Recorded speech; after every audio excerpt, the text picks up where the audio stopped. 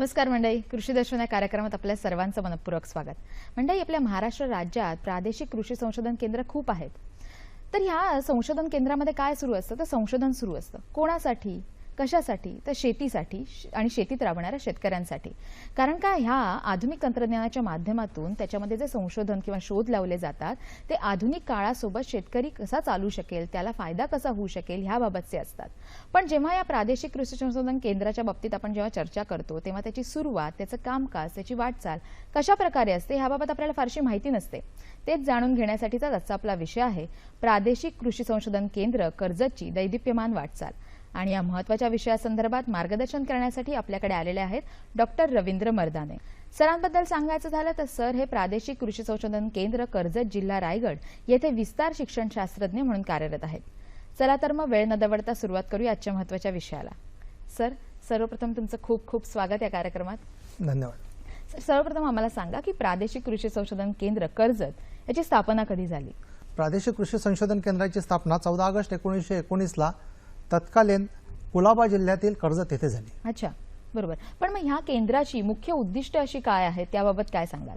प्रादेशिक कृषी संशोधन केंद्राची मुख्य उद्दिष्ट अशी आहेत की भातवान संग्रहित करून ते जनुकीय दृष्ट्या जतन करणे, त्यानंतर अधिक उत्पादन देणाऱ्या, उत्तम प्रत असणाऱ्या, रोग आणि किडीला बळी न पडणाऱ्या अशा विशिष्ट गुणधर्म असलेल्या जातींचं निर्माण करणे। अच्छा। त्यानंतर अजून वांज नर जे असतात ते वाण विकसित करून संकरित जातीची निर्मिती करणे, भात आधारित पीक पद्धती आणि एकात्मिक शेती पद्धती मॉडेल विकसित करणे, अच्छा, सेंद्रिय शेती पद्धतीचा अभ्यास करणे, भाताचे बीजोत्पादन करणे, भात व अन्य पिकांचे अर्थशास्त्र जाणून घेणे आणि कृषी विस्तार कार्य करणे। अच्छा, म्हणजे कृषी विस्तार वाढवणे ह्याचं नक्कीच मुख्य उद्दिष्ट असेल जेणेकरून शेतकऱ्यांना फायदा होऊ शकेल। जसं तुम्ही आता विस्ताराबाबतीत सर आम्हाला सांगितलं तर या प्रादेशिक कृषी संशोधन केंद्राचं कार्यक्षेत्र जे आहे त्याचा जो विस्तार आहे तो कुठपर्यंत झालेला आहे त्याबाबत काय सांगाल? प्रादेशिक कृषी संशोधन केंद्राचं जे मुख्यालय आहे ते कर्जतला आहे। हे प्रादेशिक कृषी संशोधन केंद्र डॉक्टर बाळासाहेब सावंत कोकण कृषी विद्यापीठ दापोली अंतर्गत कार्यरत आहे। या संशोधन केंद्र हे उत्तर कोकण किनारपट्टीचं मुख्यालय सुद्धा आहे। अच्छा। आणि त्यामुळे प्रादेशिक कृषी संशोधन केंद्र कर्जत जिल्हा रायगड, त्याच्यानंतर कृषी संशोधन केंद्र रेपोली तालुका मानगाव जिल्हा रायगड, कृषी संशोधन केंद्र श्रीवर्धन तिथे सुपारी संशोधन केंद्र आहे रायगड जिल्ह्यातच, त्यानंतर खार जमीन संशोधन केंद्र आहे पनवेलला रायगड जिल्ह्यातच, त्यानंतर पालघरमध्ये सुद्धा कृषी संशोधन केंद्र आहे। अशी आमची 5 संशोधन केंद्र या प्रादेशिक कृषी संशोधन केंद्राच्या अंतर्गत अधिपत्याखाली येतात, म्हणजे एवढा त्याचा विस्तार सामावलेला आहे। बरोबर। पण मग सर या केंद्राअंतर्गत किंवा प्रादेशिक कृषी संशोधन केंद्राअंतर्गत कोणत्या योजना किंवा प्रकल्प राबवण्यात आलेले आहेत किंवा राबवणं चालू आहे त्याबद्दल काय सांगाल?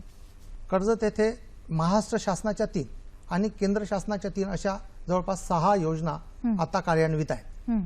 त्यामध्ये भातावरील संशोधन व विस्तार कार्य, त्यानंतर राष्ट्रीय कृषी संशोधन प्रकल्प टप्पा 1, राष्ट्रीय कृषी संशोधन प्रकल्प टप्पा 2, अखिल भारतीय समन्वित भात सुधार प्रकल्प, अखिल भारतीय समन्वित एकात्मिक कृषी संशोधन प्रकल्प, अखिल भारतीय म्हणजे राष्ट्रीय सेंद्रिय शेती संशोधन प्रकल्प, असं याच्यामध्ये या 6 योजना आणि प्रकल्प राबवणं चालू आहे। बरोबर। पण मग सर जसं तुम्ही आधी उल्लेख केलेला की प्रादेशिक कृषी संशोधन केंद्राची स्थापना जी झाली आणि मग स्थापना होण्याची ती वेळ आणि आत्ताची परिस्थिती ह्याबाबतच्या स्थित्यंतराबाबत काही आम्हाला माहिती सांगू शकाल का तुम्ही? हो, नक्कीच। प्रादेशिक कृषी संशोधन केंद्राची स्थापना ब्रिटिश कालावधीमध्ये 1919 ला झाली। अरे बापरे। आणि तेव्हापासून हे जे केंद्र आहे प्रादेशिक कृषी संशोधन केंद्र हे 1968 पर्यंत राज्य सरकारच्या अखत्यारीत कार्यरत होतं। अच्छा। त्यानंतर 1969 मध्ये हे राहुरीच्या महात्मा फुले कृषी विद्यापीठाकडे वर्ग झालं। त्यानंतर 17 मे 1972 पर्यंत हे संशोधन केंद्र राहुरीच्या महात्मा फुले कृषी विद्यापीठाकडेच कार्यरत होतं। परंतु 18 मे 1972ला कोकण कृषी विद्यापीठाची स्थापना झाली. त्यावेळेस हे संशोधन केंद्र कोकण कृषी विद्यापीठाकडे वर्ग करण्यात आलं आणि तेव्हापासून आस्थागायत हे संशोधन केंद्र डॉक्टर बाळासाहेब सावंत कोकण कृषी विद्यापीठ दापोली अंतर्गत कार्यरत आहे. अरे वा, म्हणजे स्थित्यंतराबाबत म्हणायचं झालं तर पहिले ते राहुरीकडे होतं आणि आता कोकण कृषी विद्यापीठाच्या अधिपत्याखाली ते आहे. पण जर आपण बघायला गेलं तर ह्या केंद्रामध्ये कृषी संशोधन केंद्रामध्ये कोणतं मुख्य पद भूषवलं जातं त्याबाबत काय सांगाल? प्रादेशिक कृषी संशोधन केंद्राचं मुख्य प्रशासकीय पद म्हणजे सहयोगी संशोधन संचालक. अच्छा. हे सहयोगी संशोधन संचालकाचं पद हे नॉर्थ झोन म्हणजे उत्तर कोकण किनारपट्टीसाठी एक महत्त्वाचं पद आहे. डॉक्टर प्राध्यापक भालेराव याचे पहिले सहयोगी संशोधन संचालक होते. अच्छा. आणि तेव्हापासून आस्थागायत विविध सहयोगी संशोधन संचालकांनी अतिशय कष्ट घेऊन मेहनतीने भाताचं जे वाण आहेत, अनेक भाताच्या व्हेरायट्या विकसित केलेल्या आहेत. त्यामध्ये नामोल्लेख करायचा झाला तर डॉक्टर प्राध्यापक चिब्बर म्हणून त्यांनी या भात संशोधनाचा पाया रचला. त्याच्यानंतर डॉक्टर हेगनगड्डी, त्यानंतर बरेचसे डॉक्टर देशपांडे साहेब, डॉक्टर व्ही.एच. पाटील साहेब, डॉक्टर भापकर साहेब असे बरेच सहयोगी संशोधन संचालक त्या ठिकाणी होऊन गेले की त्यांनी अतिशय म्हणजे या संशोधन केंद्राला नावारूपाला आणलं. नक्कीच, म्हणजे त्यांचा मोलाचा वाटा आहे असं म्हणणं वावगं नाही ठरणार. निश्चितपणे. आणि विशेष म्हणजे या कर्जत प्रादेशिक कृषी संशोधन केंद्रामध्ये 1960ला भात विशेषज्ञाचं जे पद आहे ते इथे महाराष्ट्र शासनाने दिलं. आणि हे भात विशेषज्ञाचं पद जे आहे ते फार महत्त्वाचं पद आहे. म्हणजे महाराष्ट्रातील 22 भात संशोधन केंद्र जे आहेत तर त्याचं जे नियोजन आहे त्याची देखभाल या प्रादेशिक कृषी संशोधन केंद्राच्या भात विशेषज्ञाच्या मार्फत चालू असते. अच्छा, म्हणजे अशा प्रकारे त्याचं कामकाज सुरू असतं. होय, बरोबर. पण मग आता जे संशोधन केंद्रामध्ये आपण भात वाणीबाबत तुम्ही जे सांगत आहात आम्हाला, तर त्याच्यामध्ये कोणत्या जाती विकसित केलेल्या आहेत, भाताबद्दलच्या विकसित आणि प्रसारित केलेल्या आहेत त्याबाबत आम्हाला सांगा ना. प्रादेशिक कृषी संशोधन केंद्र ज्यावेळेस स्थापन झालं तर त्यावेळेस कुलाबा जवळ ठाणे जिल्हा, नाशिक आणि पुणे या भागातले जे शेतकरी आहेत ते भाताची बऱ्याच मोठ्या प्रमाणात लागवड करायचे. त्यावेळेस तिथल्या ज्या लोकल व्हेरायटीज होत्या त्या लोकल व्हेरायटीज ते शेतकरी बरीच लागवड ते करायचे. परंतु त्या ज्या स्थानिक व्हेरायट्या होत्या, स्थानिक वाण जी होती ती कशी उंच वाढणाऱ्या होत्या, लोळणाऱ्या होत्या, त्यानंतर रोग आणि किडीला बळी पडणाऱ्या होत्या. त्याच्यामुळे शेतकऱ्यांना मिळणारे जे उत्पन्न आहे ते फार कमी मिळायचं. आणि मग त्या ठिकाणी त्यावेळेस निवड पद्धतीने काही जाती विकसित करण्यात आल्या. 1970 पर्यंत ह्या जाती निवड पद्धतीने विकसित करण्यात आल्या. परंतु त्यानंतर ज्या जाती सुधारित जाती विकसित करण्यात आल्या त्याच्यामुळे फार एक बदल झाला. सुधारित जाती जर आपण घेतो म्हटलं तर कर्जतचं नाव हे राष्ट्रीय आंतरराष्ट्रीय पातळीवर गौरवल्या जात आहे. प्रादेशिक कृषी संशोधन केंद्राने कर्जत 1, कर्जत 2, कर्जत 3, कर्जत 4, कर्जत 5, कर्जत 6, कर्जत 7, कर्जत 8, कर्जत 9, कर्जत 10, कर्जत 184 आणि मागच्या वर्षी ट्रॉम्बे कर्जत कोलम हे नवीन सुधारित वाण विकसित केलं आहे. आणि मागच्याच वर्षी अजून एक कर्जत शताब्दी नावाचं सुगंधित पोह्यासाठीचं वाण सुद्धा प्रादेशिक कृषी संशोधन केंद्राने विकसित आणि प्रसारित केलेलं आहे. अरे वा. पण मग ह्यामधूनच जर आपण संकरित वाणाबाबत जर चर्चा करायची झाली तर त्यामध्ये कोणत्या जाती विकसित केलेल्या आहेत? मला आपल्याला सांगायला आनंद होईल की प्रादेशिक कृषी संशोधन केंद्राने महाराष्ट्रातली पहिली सह्याद्री ही जात संकरित वाण म्हणून प्रसारित केली. आणि हे जे सह्याद्री वाण आहे संकरित वाण हे महाराष्ट्रातलं पहिलं आणि भारतातलं तिसरं असं हे संकरित वाण आहे. त्याच्यामुळे प्रोडक्टिव्हिटी म्हणजे उत्पादकता खूप वाढली. जवळपास 60 ते 65 क्विंटल प्रति हेक्टरची उत्पादकता त्या सह्याद्रीने दिली. त्याच्यानंतर या सह्याद्री म्हणजे भारतामध्ये जे अन्य संशोधन केंद्र आहेत ते सुद्धा इतकी प्रगती सह्याद्री 3 आणि सह्याद्री 4 ह्या संकरित वाण सुद्धा प्रादेशिक कृषी संशोधन केंद्राने विकसित करून प्रसारित केलेलं आहे. अरे वा, बरोबर. पण मग ही जी तुम्ही आता वाणं जी आम्हाला सांगत आहात की भाताची एवढी वाणं विकसित आणि प्रसारित केलेली आहेत ती शेतकऱ्यांसाठी विक्रीसाठी उपलब्ध असू शकतात का? हो बिलकुल. विशेष म्हणजे ही जी वाणं मी आता आपल्याला सांगितली त्याच्यामध्ये शेतकऱ्यांच्या गरजेनुरूप संशोधन करून ती विकसित करण्यात आलेली आहे. अरे वा. तर काही शेतकऱ्यांना कसं की 90 ते 100 दिवसाचं वाण लागेल, काही शेतकऱ्यांना 115 ते 120 दिवसाचं, काही शेतकऱ्यांना 125 दिवसाचं, काही शेतकऱ्यांना 145 दिवसापर्यंतचं सुद्धा वाण लागते. म्हणजे हळवं वाण, गर्व वाण, निमगर्व वाण अशा प्रकारच्या तिन्ही क्वालिटीचे वाण प्रादेशिक कृषी संशोधन केंद्राने विकसित केलेले आहे. आणि मग सगळ्यात जास्त मागणी कुठल्या वाणाला आहे? काय की सुरुवातीला जया आणि रत्ना ह्या व्हेरायट्या खूप चालायच्या. म्हणजे इथला जो शेतकरी आहे तो डोळे मिटून कोणतं पाहिजे तर तो रत्ना म्हणायचा, कोणतं तर जया पाहिजे. परंतु ह्या ज्या व्हेरायट्या आहेत त्या फार जुन्या झालेल्या आहेत. जवळपास 40 वर्ष पूर्वीच्या त्या व्हेरायट्या, 35-40 वर्ष त्याला झालेल्या आहेत. त्याची प्युरिटी राहिलेली नाही आहे. परंतु हे वाण फार फेमस झाल्यामुळे त्याला अल्टरनेटिव्ह व्हेरायटी प्रादेशिक कृषी संशोधन केंद्राने दिली. जसं जयाला अल्टरनेटिव्ह व्हेरायटी त्याच्या समकक्ष अशी कर्जत 5ची व्हेरायटी विद्यापीठाने दिलेली आहे. त्यानंतर रत्नाला पर्याय म्हणून कर्जत 7ची व्हेरायटी दिलेली आहे. हे कर्जत 7ची व्हेरायटी 115 दिवसाची अतिशय चांगली व्हेरायटी आहे. आणि कर्जत 2 असेल, अतिशय चांगली व्हेरायटी आहे, खूप चालते. जवळपास 1,500 क्विंटल पर्यंत त्याची मागणी आहे. त्यानंतर कर्जत 3ची व्हेरायटी आमच्याकडे खूप चालते. ती जाड दाण्याची आहे आणि जवळपास 4,500 क्विंटल पर्यंत त्याची मागणी आहे. आणि त्यानंतर कर्जत 5 ही सुद्धा व्हेरायटी अशाच प्रकारे 1,000 क्विंटलने त्याची मागणी वाढलेली आहे. आणि कर्जत 7 जे वाण आहे ते आता फार पॉप्युलर झालेलं आहे.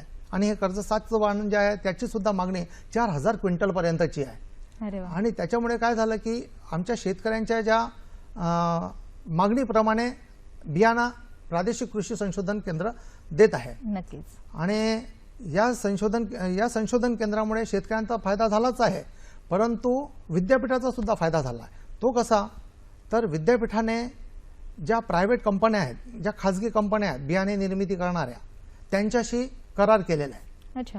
आणि जवळपास 7 खाजगी कंपन्यांशी प्रादेशिक कृषी संशोधन केंद्राने विद्यापीठ स्तरावर करार केलेला आहे. आणि त्याचा फायदा असा झाला की या सगळ्या प्रायव्हेट कंपन्यांच्या माध्यमातून संकरित बीजोत्पादन घेण्यात आलेलं आहे. आणि संकरित बीजोत्पादन घेण्यात आल्यामुळे जवळपास 150 लाख रुपयाची रॉयल्टी आमच्या विद्यापीठाला मिळालेली आहे. अरे वा.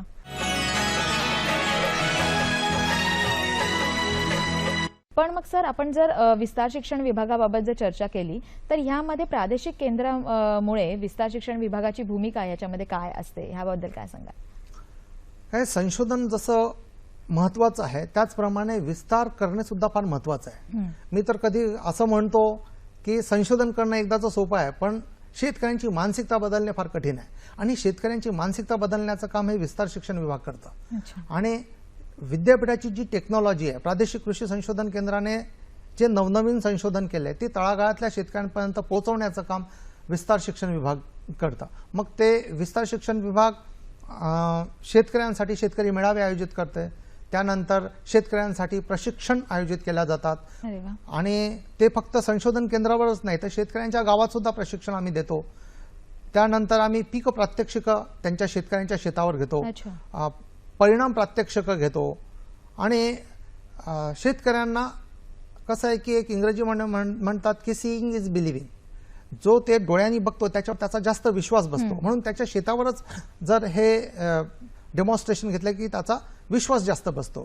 आणि म्हणून आम्ही अशा प्रकारचे प्रोग्राम त्यांच्याकडे घेतो.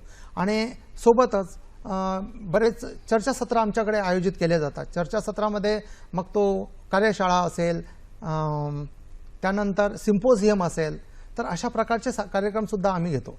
त्यानंतर विशेष म्हणजे याचा जो प्रचार व्हायला पाहिजे त्यासाठी वर्तमानपत्रांची भूमिका सुद्धा फार महत्त्वाची असते. आणि आमच्या जिल्ह्यातले बरेच पत्रकार आम्हाला खूप चांगलं सहकार्य करतात.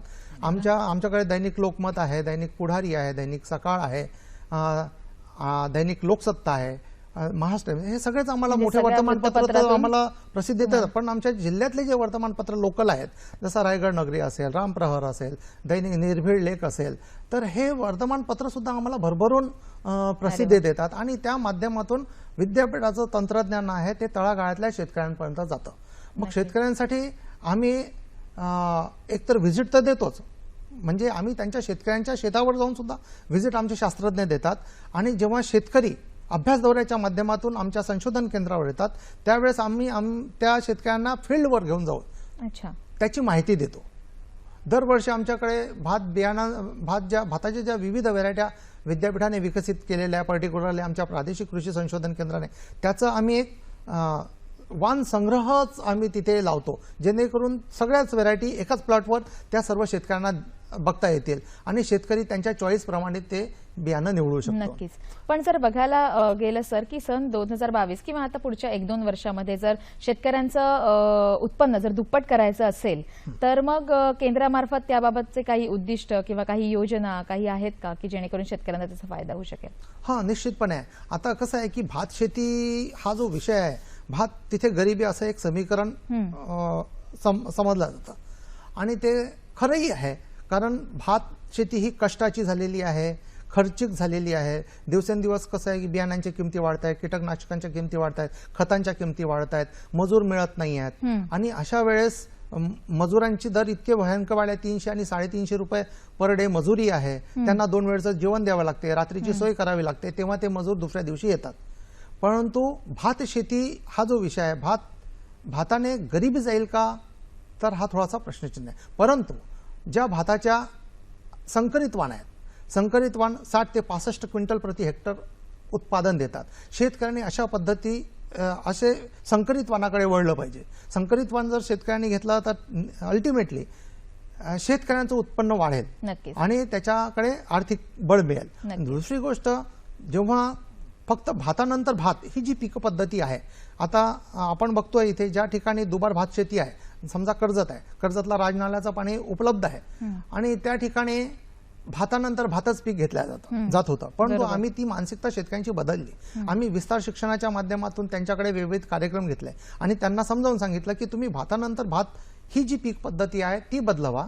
भातानंतर भाताच्या ऐवजी भातानंतर भाजीपाला, भातानंतर कडधान्य, बरोबर, दुसरं पीक घेणं खूप गरजेचं आहे आणि सोबतच त्याला कृषीपूरक उद्योगधंद्याची जोड देणे आवश्यक आहे. मग ते कुक्कुटपालन असेल, शेळीपालन असेल, जेणेकरून शेतकऱ्यांना त्याच्यामधून जास्तीत जास्त फायदा होऊ शकेल आणि पूरक व्यवसायातूनही उत्पादन येऊन त्यांना फायदा होऊ शकेल.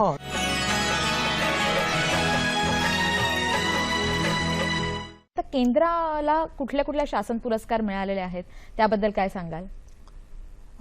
प्रादेशिक कृषी संशोधन केंद्राचं जे काम आहे संशोधन आणि विस्ताराचं, तर ते कार्य बघून भारतीय कृषी अनुसंधान परिषद दिल्ली याने ए ग्रेड देऊन, म्हणजे प्रथम श्रेणी देऊन आमच्या संशोधन केंद्राला गौरवलं आहे. त्याचप्रमाणे महाराष्ट्र शासनाने सुद्धा एक्सलन्स अवॉर्ड देऊन प्रादेशिक कृषी संशोधन केंद्राचा गौरव केलेला आहे. तर ही निश्चितच अभिमानास्पद बाब आहे. बरोबर बरोबर. आणि तुमच्याच केंद्रामार्फत, प्रादेशिक कृषी संशोधन केंद्रामार्फत कोणकोणत्या शेतकऱ्यांना गौरवण्यात आलं आहे का, त्याबद्दल थोडक्यात आम्हाला सांगा. हो, निश्चितपणे तुम्हाला 2 गोष्टी मी अजून याच्यामध्ये इन्क्लूड करू इच्छितो की प्रादेशिक कृषी संशोधन केंद्राने काही फारच चांगल्या योजना आम्ही राबवल्या. त्यामध्ये उल्लेख करण्यासारखं एक सापेले गाव आहे. सापेले गावामध्ये आम्ही 50.5 हेक्टर एरिया, 50.5 हेक्टर एरियामध्ये कर्जत 7 हे एकच वाण आम्ही दिलं. म्हणजे एक वाण एक गाव ही संकल्पना आम्ही त्या गावामध्ये राबवली आणि त्या गावामध्ये 50.5 हेक्टरचा एरिया एकच वाणाखाली आणल्यामुळे प्रचंड पीक आलं त्यांना आणि अख्खं जिल्हा परिषद ते बघायला, आमचे माननीय कुलगुरू सुद्धा त्या ठिकाणी आले, त्यांनी ते बघितलं आणि विशेष म्हणजे हे कोकणातलं पहिलं गाव ठरलं. अच्छा. आणि दुसरं गोष्ट म्हणजे की ज्या ठिकाणी राब भाजणी केल्या जातं, कोकणामध्ये राब भाजणी करून भात शेती केल्या जातं, परंतु राब भाजणीचे दुष्परिणाम सुद्धा आहेत की पर्यावरणाची हानी होते.